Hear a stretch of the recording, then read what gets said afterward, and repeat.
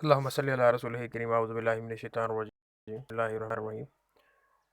इस वीडियो में हमने कैरोटीनॉइड्स को डिस्कस करना है। इससे पहले पिछली वीडियो में हम क्लोरोफिल को डिस्कस कर चुके हैं, जो कि मेन फोटोसिंथेटिक पिगमेंट है इन फोटोसिंथेसिस। कैरोटीनॉइड भी पिगमेंट है जो कि लाइट को अब्जॉर्ब करता है और इसका भी किरदार है फोटोसिंथेसिस के अंदर। कैरोटीनॉइड को एक्सेसरी पिगमेंट हम इसलिए ही कहेंगे क्योंकि ये एक्सेसरी का मतलब होता है मददगार, मदद करने वाला। ये क्लोरोफिल की हेल्प करता है। वो किस तरह करता है देखते हैं मज़ीद नेक्स्ट डिटेल में। कैरोटीनॉइड का जो कलर है वो yellow and red to orange होता है। एब्जॉर्ब करता है कौन कौन सी लाइट को? ब्लू वायलेट रेंज को ये एब्जॉर्ब करता है। Different wavelength than chlorophyll absorb, यानी कि क्लोरोफिल जो लाइट एब्जॉर्ब करता है ये उससे डिफरेंट लाइट को एब्जॉर्ब करेगा। So they broaden the spectrum of light that provide energy for photosynthesis. तो इस तरीके से ये लाइट को एब्जॉर्ब करने का जो स्पैन है वो बड़ा कर देता है, यानी कि सलाहियत बढ़ा देता है।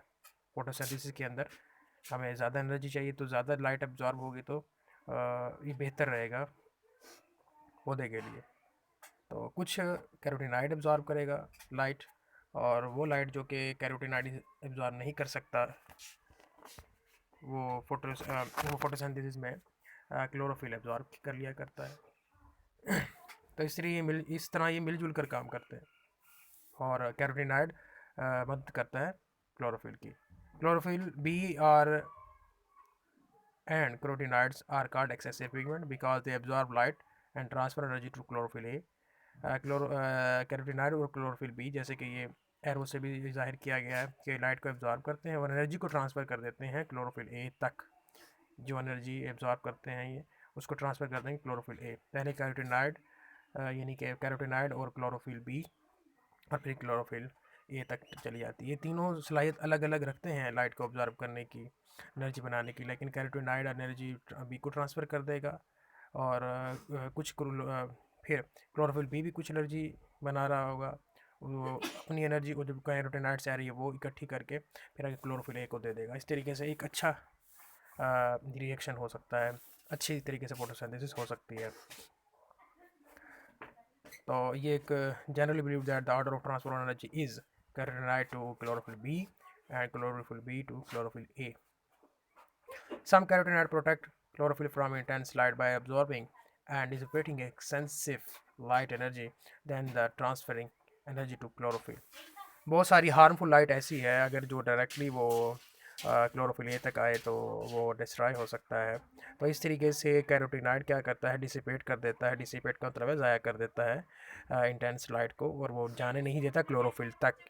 नेक्स्ट पोर्शन में हमारे पास जो है वो एक ब्रैकेट में बात लिखी हुई है कि similar carotenoid A may be protecting human आई।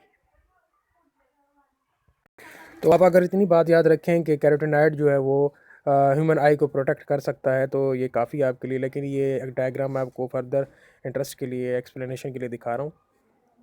इसका ताल्लुक एफएससी के सिलेबस से नहीं है। ये आप आई की एनाटमी देख सकते हैं।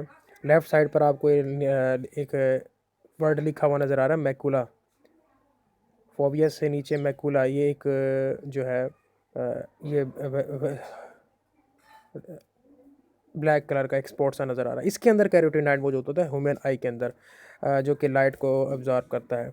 90% ब्लू लाइट को ये अब्जॉर्ब करता है, ये वाला हिस्सा, जिसकी वजह से ये आई को बचाता है, यानी कि डिस्ट्रॉय होने से बचाता है। ये वाला हिस्सा 90% ब्लू लाइट को एब्जॉर्ब कर लेगा, जिसकी वजह से जो है ये मददगार है कि लाइट को डैमेज होने से बचाया जा सके।